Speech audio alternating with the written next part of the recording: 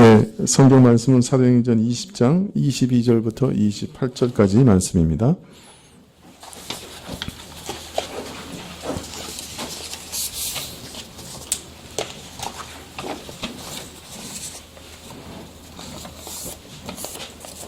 사도행전 20장 22절부터 28절까지 말씀입니다.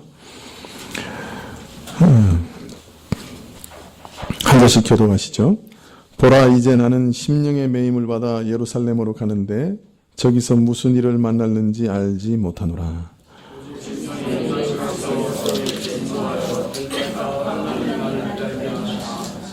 나의 달려갈 길과 주 예수께 받은 사명, 곧 하나님의 은혜의 복음 증거하는 일을 마치려 하면은 나의 생명을 조금도 귀한 것으로 여기지 아니하노라.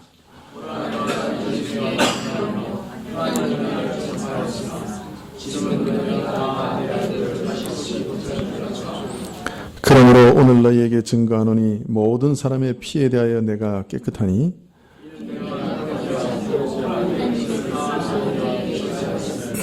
너희는 자기를 위하여 또는 온 양떼를 위하여 삼가라. 성령이 저들 가운데 너희로 감독자를 삼고 하나님이 자기 피로 사신 교회를 치게 하셨느니라. 아멘.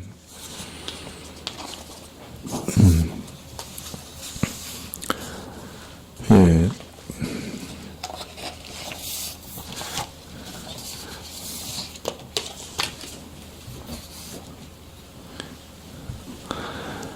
제가 정신이 지금 명확하지 않나 봐요. 아침에 설교한 원고를 들고 읽으려고 그러니까 뭐가 좀 이상해.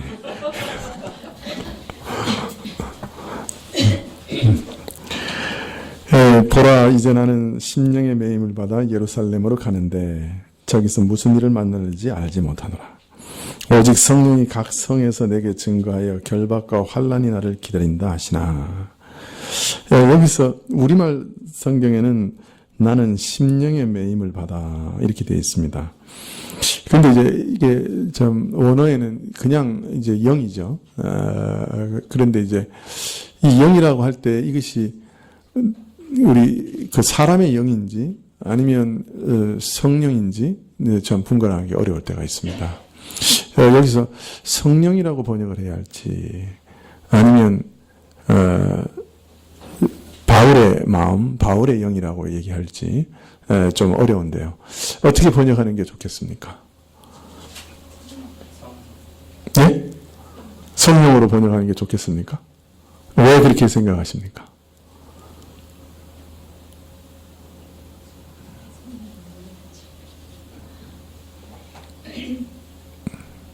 왜 그렇게 생각하십니까? 네.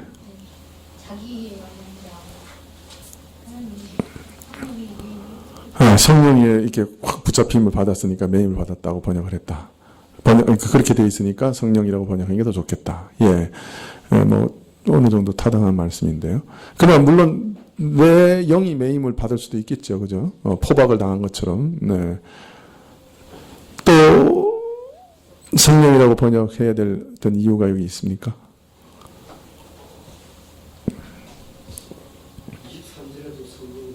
예, 바로 그 다음 절에, 그죠? 예, 성령께서 각 성에서 내게 증거하여 그렇게 나오고 있죠. 그래서 아마도 이 말은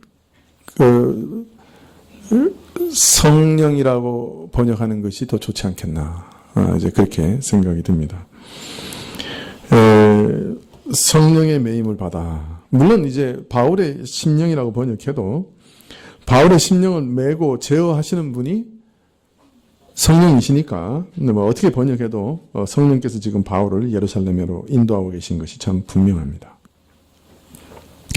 자, 그런데 또 문제는 동시에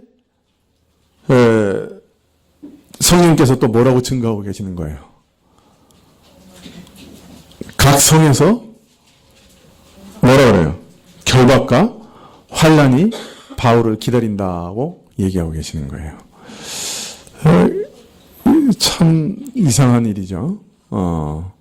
성령은 바울을 예루살렘으로 막 인도하고 계세요.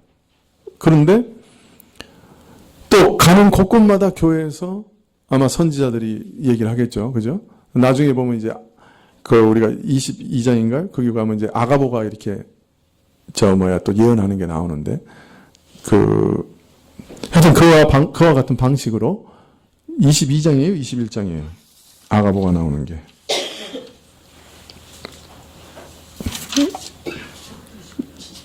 21장이죠. 그죠? 예, 21장에 아가보가 나오죠. 이제 그런 방식으로 아마, 아가보가 얘기하기를 바울의 띠를 가져와서 자기 몸을 묶으면서 이 띠 주인을 이렇게, 이제 결박하게 될 거다. 예루살렘에 올라가면 그렇게 예언하죠. 자, 그런 참 이상한 일이 벌어집니다. 자, 바울 자신은 지금 어떻게 느끼고 있어요? 그 심령에. 그 마음 자신은 어떻게 느끼고 있어요? 자신은. 성령께서 꼭 예루살렘에 지금 가라고 강권하시는 것으로 바울 자신은 확신하고 있어요. 네. 그는 왜 이렇게 확신을 했을까요?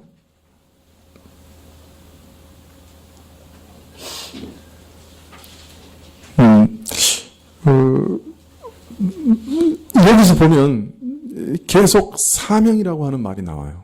그죠? 그러니까 바울은 자신이 지금 예루살렘에 올라가는 것이 하나님께서 자신에게 부여한 어떤 사명이라고 느끼고 있었던 거죠. 그리고 아마 처음부터 예루살렘에 올라가는 이번 길이 심상치 않다라고 하는 것을 알고 있었던 것 같아요. 깨닫고 있었던 것 같아요. 보통 일은 아니다. 뭔가 아주 심상치 않은 일이 기다리고 있다. 이런 것을 바울은 알고 있었던 것 같아요. 그래서 예루살렘으로 가는데 저기서 무슨 일을 만날는지 알지 못한다. 라고 22절 하반절에 얘기하고 있지 않습니까? 그죠? 이런 바울의 마음은 예루살렘을 향해 떠날 때부터 가지고 있었던 것 같아요. 이 고린도에서부터 사실은 바울이 예루살렘으로 건너가려고 노력을 하죠. 그런데 이제 배를 타고 건너가려고 하는 시도가 무산된 다음에 어떻게 했어요? 고린도로부터 육로로 쭉 걸어서, 그죠? 두로아 앞까지 가는 거죠. 그런데 고린도에서 예루살렘을 향해 떠나기 직전에 어디에다가 편지를 보내냐면 로마에다가 편지를 보냅니다. 그 로마에 보낸 편지 말미에 보면 이런 언급이 나옵니다. 로마서 15장 22절부터 보면요. 한번 보실까요? 로마서 15장 22절에 보시면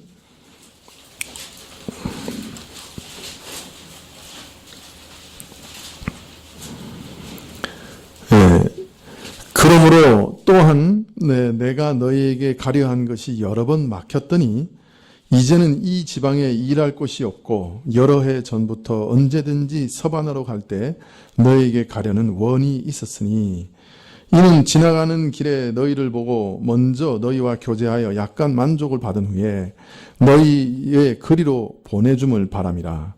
그러나 이제는 내가 성도를 섬기는 일로 예루살렘에 가노니 이는 마게도니아와 아가야 사람들이 예루살렘 성도 중 가난한 자들을 위하여 기쁘게 얼마를 동정하였습니다.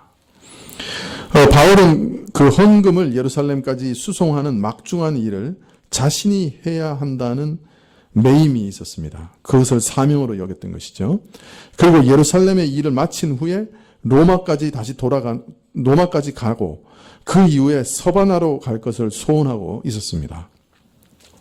그러면서 그는 로마 교인들에게 두 가지 기도 제목을 나누고 있는데요.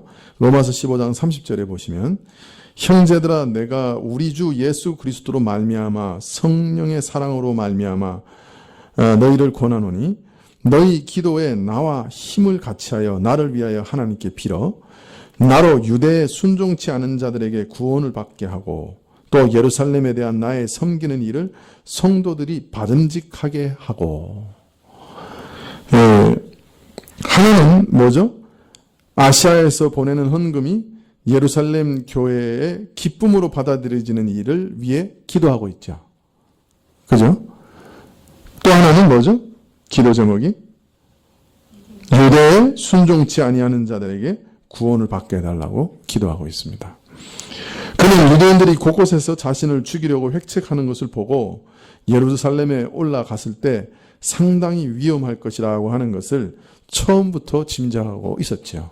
예루살렘으로 향해 출발하는 첫 시작점인 고린도에서부터 이미 예루살렘에 가면, 그죠? 험악한 유대인들로부터 참 어려운 일을 당할 것이다 라고 하는 것을 짐작하고 있었던 것이죠. 그런데 아니나 다를까 오늘 말씀 23절에 오직 성령이 각성해서 내게 증거하여 결박과 환난이 나를 기다린다 하시니, 예루살렘에 가는 길목에 각성에 있는 교회에서 성령께서 여러 선지자들을 통해 보이시기를 바울을 기다리는 것은 결박과 환난이다 라고 알려주셨다는 것이죠.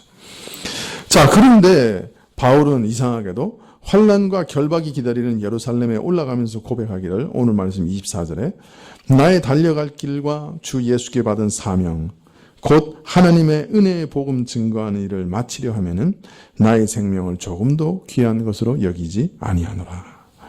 그의 심정과 결심을 밝히고 있습니다. 바울은 지금 예루살렘에 올라가 당할 모든 핍박과 고난은 바로 그리스도의 복음을 증거하려다가 당하는 일인 것을 알았죠. 그래서 자기 생명을 조금도 귀한 것으로 여기지 아니하고 주께서 맡기신 그 사명을 감당하는 일이라고 하면 결박과 환난을 기꺼이 감당하리라. 이르는 성마다 성령께서 친히 이르시기를 예루살렘으로 들어가서 결박당하고 모진 고난을 당할 것이다 거듭 증거하심에도 불구하고 내가 걸어야 할 그 길이 이와 같이 험난한 것이라고 거듭 증거하심에도 불구하고 그 길을 피하지 아니하고 끝까지 달려가겠다. 그렇게 결심을 표명하고 있습니다.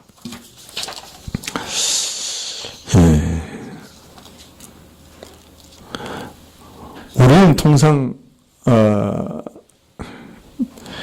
어떻게 하면 살아남을까 하는 데 관심이 많죠. 우리가 이 일을 보는 관점은 항상 어떤 관점이 많습니까? 이 일을 해서 어떻게 하면 먹고 살까? 이 일을 해서 어떻게 하면 돈을 많이 벌 수 있을까? 이 일을 해서 어떻게 하면 생활비를 마련할까? 어떻습니까? 여러분이 일하는 그 방향과 목적은 어떻습니까? 뭐에 관심이 있습니까?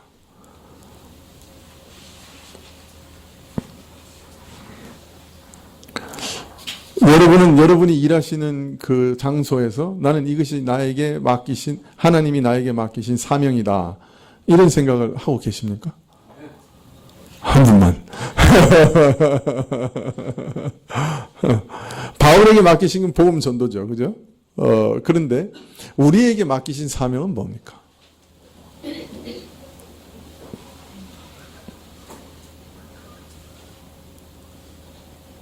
우리에게 맡기신 사명은 뭡니까?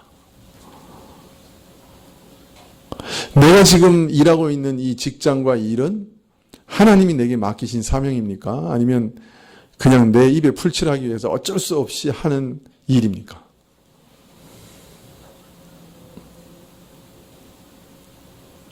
정직하게 가슴에 손을 얹고,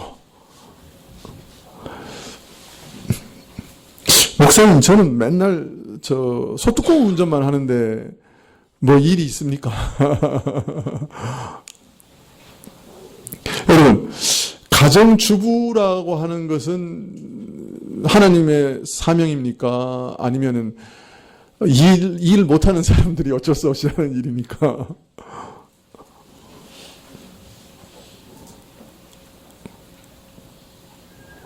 부모로 자식을 키우는 것은 사명입니까? 어쩔 수 없이 애를 낳았으니까 키우는 겁니까? 뭡니까?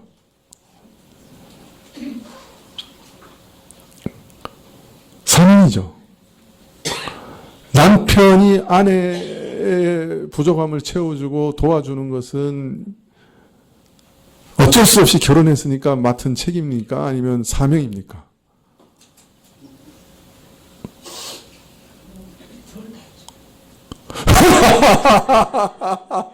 놀라운 대답을 얻었습니다.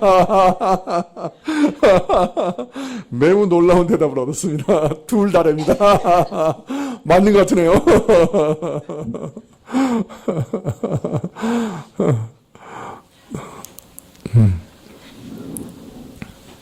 바울은 자신에게 맡겨진 일을 보는 입장이 전혀 달랐죠. 그죠?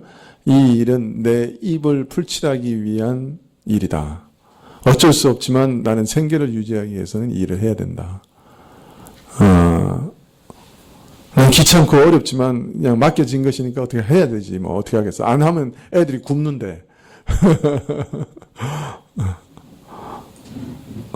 그냥 바울은 전혀 자기에게 맡겨진 일을 다른 입장에서 봤어요. 그냥 소명이란 말이에요. 하나님이 주신 사명이란 말이에요. 그래서 그 사명, 그 소명을 감당하는 데 있어서 혹 내가 손해보는 일이 생긴다 할지라도, 내가 위해를 받고 내가 고난을 받는 일이 생긴다 할지라도 이것은 하나님이 맡기신 일이기 때문에 나는 감당하겠다라고 말하고 있습니다. 여러분의 직장에서 여러분에게 주시는 하나님의 사명, 소명을 발견하시면 좋겠습니다. 여러분이 하시는 일에서 하나님이 명하시는 사명을 발견하시면 좋겠습니다. 아멘? 예. 여러분이 무슨 일을 하시든지 간에, 뭐 가정주부로도 일을 하시잖아요. 아주 중요한 일을 하고 계시는 거 아니에요? 그죠? 직장에서 내가 맡은 일이 아무리 하찮은 일이라도 정말 중요하지 않겠어요? 그것이 하나님의 주신 사명이다. 만약 우리 국민들, 아니 우리 믿는 신자들만이라도 우리가 가지고 있는 일터에서 이것이 내게 하나님이 주신 소명이고 맡기신 일이다, 사명이다라고 하는 것을 갖고 일한다면 우리 사회가 굉장히 많이 바뀌겠죠. 그렇지 않을까요? 거기서 어떻게든 하나님께 영광을 돌려드리려고 한다고 하면 혹 내가 여기서 이익을 못 보고 혹 내가 오히려 손해를 보는 일이 있다 할지라도 내가 하고 있는 이 일은 지금 하나님이 내게 맡기신 일이다 라고 생각하고 일을 한다고 하면 굉장히 조금 사회가 달라지지 않을까요?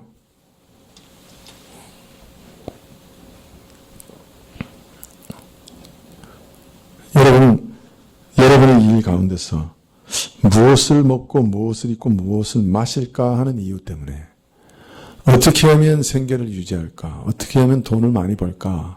하는 이유 때문에 하시는 것을 돌이켜 보셔야 합니다.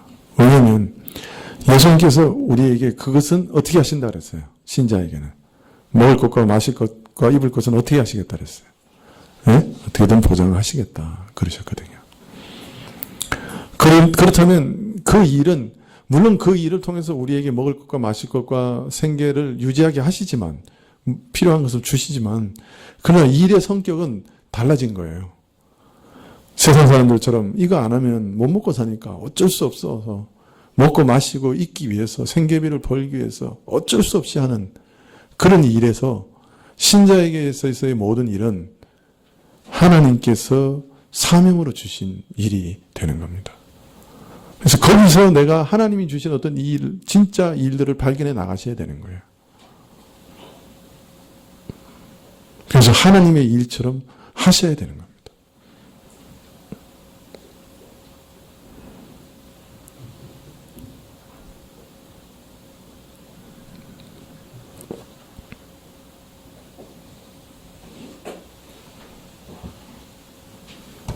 우리가 일하는 목적과 방향이 달라져야 합니다. 만일 우리 신자들만 이렇게 정말 일의 참된 목적을 발견하고 일 가운데 두신 하나님의 소명을 발견할 수만 있다고 하면 아마 이 나라는 아마 벌써 바뀌었으리라 그렇게 생각이 들어요. 사실은. 정말 우리 회사가 달라지고 내가 사는 동네가 달라지고 가정이 달라지고 뭐 그런 것들은 분명히 있을 거라고 생각이 들어요.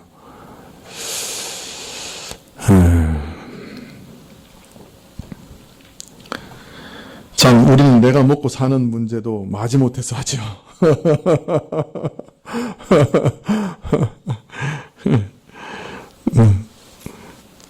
그러나 이제는 그것이 주께서 내게 맡기신 일이라고 생각하면서 살아가야 합니다. 교회 안에서도 주님께서 우리에게 짐 지우시는 것이 분명히 있습니다. 물론 하나님이 지라고 하시지 않는 짐을 내가 도맡아서 하려고 하는 인간적인 열심을 나타내는 경우도 없지 않습니다만은, 그러나 성령께서 강권하셔서 우리에게 주시는 사명이 있습니다. 바울은 고린도를 떠나서 그리스도 전 지역을 횡단하고 배로 에베소 올 때까지 결코 마음이 편치 않았을 겁니다.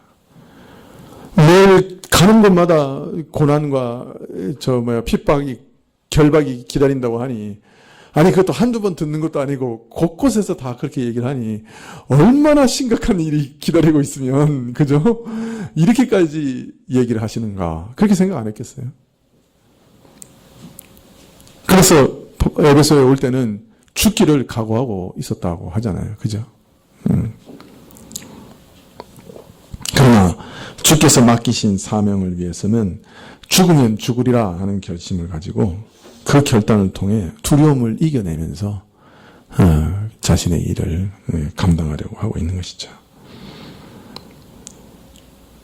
만일 주께서 정말 내게 강권하시는 일이라면 그때는 우리가 안위를 돌아보지 말고 그 일을 순종해야 되겠죠. 혹 그것이 고난의 길이라고 해도 그 길을 가야 되겠죠. 이 땅에서 주신 사명도 소명도 주께서 강권하시면 혹 내가 원치 않는 일이라 할지라도, 혹 내 안에서 아직 어떤 가치를 발견하지 못한다 할지라도 하나님이 맡기시는 것이라고 하면 그 안에서 충성하고, 그러면서 또 그 안에서 하나님이 주신 가치를 발견해 나가야 되겠죠. 그 일이 고난이 있고 남들이 안 가려고 그러고 막 짐지고 싶지 않은 것이라고 해도 그 길을 가야 되겠죠. 바울은 예루살렘에 올라가면서 그 길이 목숨을 걸어야 하는 길임을 알았습니다. 자, 그러나 예루살렘의 아시아에서 헌금한 그 귀한 헌물을 가지려고 하는 것, 또 그것을 예루살렘에 있는 성도들이 기쁨으로 받게 하는 일, 이것이 하나님이 주시는 중요한 일임을 믿었습니다. 그래서 로마 교인들에게 예루살렘 성도들을 위한 섬김의 일이 은혜 가운데 잘 마무리될 수 있게 해달라고 간곡히 기도를 부탁하고 있습니다. 돈 그냥 싸가지고 갖다 주면 되는데 바울은 이 일을 왜 이렇게 중요시 했을까요? 왜 목숨까지 걸고 이 일을 해야만 된다고 생각했을까요? 헌금 좀 걷어가지고 가난한 교회에다가 전달해 주는 건데 왜 이걸 이렇게 참 대단하게 생각했을까요? 물론 예루살렘에 올라가는 것이 헌금만 전달하러 가는 건 아니죠. 그죠? 예루살렘에 가는 길이 복음을 증거하는 큰 기회임을 알았습니다. 그래서 자신의 안위를 돌아보지 않고 예루살렘에 올라갔지만, 그러나 그는 두 가지 목표가 있었어요. 그죠? 복음을 전도하는 것과 또 하나는 뭐예요? 이 헌물을 잘 전달하는 것이었어요. 여러분, 이런 말씀에서 우리가 또 한 가지 깨달을 수 있는 것은 하나님의 헌금을 관리하는 일이 얼마나 중요한 일인가 하는 것을 우리는 깨달을 수 있습니다. 헌금은 하나님께 드려진 것이죠. 물론 우리 삶 전체가 하나님의 것이니까 내가 가진 것도 다 하나님의 것이에요. 그러니까 내가 가진 돈도 하나님의 것인 줄 잘 알고 잘 써야 합니다. 적재적소에 정말 잘 써야 합니다. 그러나 온 성도들이 자신의 믿음을 담아서 드린 이 헌물은 정말 우리 삶의 엑기스를, 우리 삶을 모아서 하나님께 드린 것이요, 우리 성도들의 온 마음과 생명을 들여서 하나님께 드린 헌물입니다. 그것을 사용할 때 바울은 정말 하나님의 사랑과 자비하심과 성도 간의 서로를 향한 관심, 사랑 이런 것들이 잘 전달되기를 정말 기도하고 있었습니다. 그리고 그 헌금이 전달될 때 상대방의 인격과 또 그 입장이 잘 이해되고 잘 배려되어서 받는 사람들이 온전한 기쁨으로 이거 정말 하나님이 내게 주시는 하나님의 도우심이다 라고 하는 온전한 기쁨으로 받을 수 있게 하는 것이 참으로 중요한 일이다 그렇게 생각을 했던 것이죠.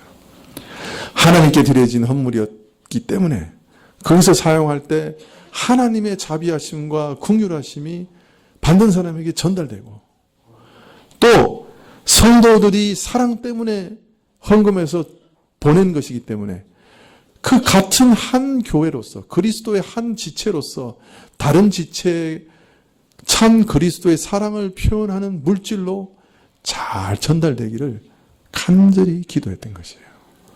이 일은 기도 없이는 할 수 없는 일이라고 바울은 생각했던 것이죠.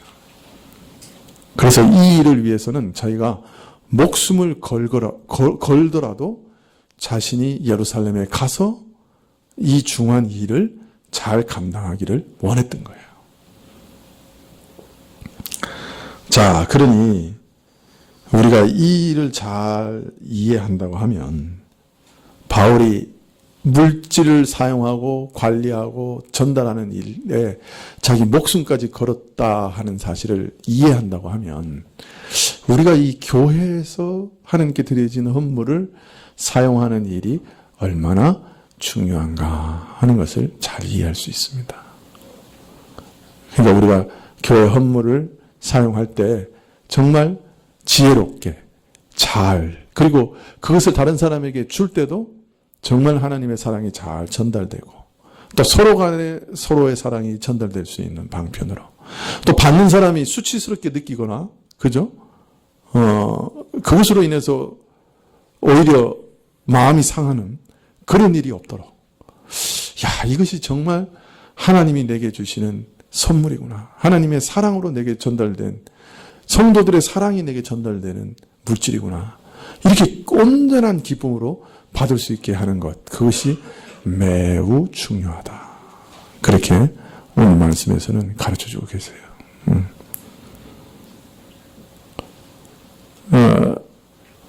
앞으로 우리 교회에서 사용되는 물질이 정말 이렇게 사람을 살리고 서로에게 사랑을 전달하고 하나님의 자비와 관심을 전달하는 그래서 물질이 전달될 때 하나님이 나를 잊지 않으셨구나. 하나님이 내게 관심 가지고 계시는구나. 이런 것이 전달되고 물질이 전달될 때 성도들이 참 나를 사랑하는구나.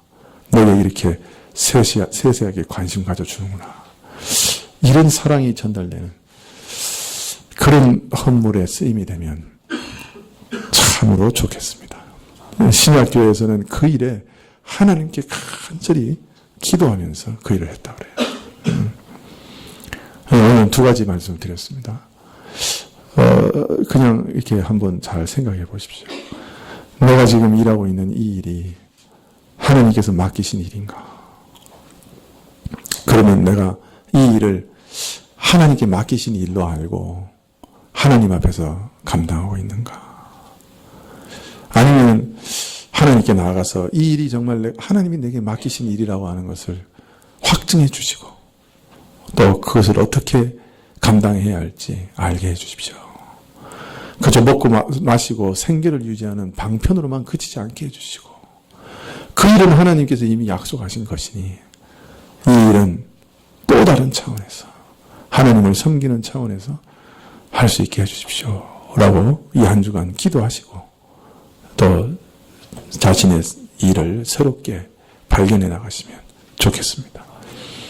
또 교회에 헌물을 드릴 때도 우리 마음을 들여서 하나님께 헌물을 드리고 또 그 헌물을 사용할 때도 정말 간절히 기도하면서 사람으로서는 감당할 수 없는 일이니 하나님께서 이 헌물을 정말 하나님의 돈으로 하나님의 사랑과 자비의 손길로 사용되게 해주십시오 라고 기도하면서 우리가 좀 고민하며 기도하면서 그런 일들을 할 수 있도록 함께 기도해 주시면 좋겠습니다. 기도하시겠습니다.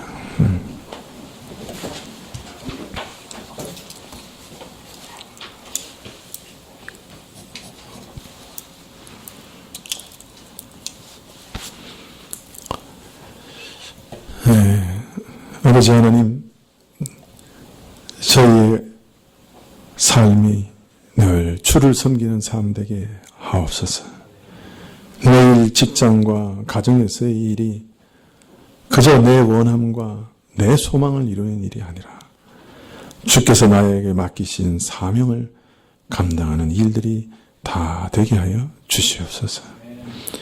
교회 안에서도 참 서로 무거운 짐 지는 것 다 꺼려하는 시대입니다. 그러나 하나님께서는 정말 자원하는 마음으로 하나님의 일을 짐지는 자들을 찾으시는 줄 압니다. 다른 사람이 알아주든 알아주지 않든, 다른 사람이 인정하든 인정해주지 않든, 지지하든 지지해주지 않든, 하나님의 인정하심과 하나님이 마음을 시원케 해드리는 그런 일들을 참으로 교회 안에서 하고자 하는 주의 신실한 일꾼들이 교회 안에 크게 일어나게 하여 주옵소서. 또 이 교회 안에서 사용되는 모든 물질들이 정녕 하나님의 뜻대로 사용되게 하시고 그저 이 세상의 물질이나 하나님의 사랑과 성도 간의 사랑을 전달하는 놀라운 하나님의 도구가 되는 그 기이한 기적을 우리가 늘 보면서 살아가게 하옵소서. 모든 것을 주께 의탁하옵고 또 먼 길을 오가야 되는데 주께서 우리 발걸음을 지켜주시기를 구하올 때 예수님의 이름으로 기도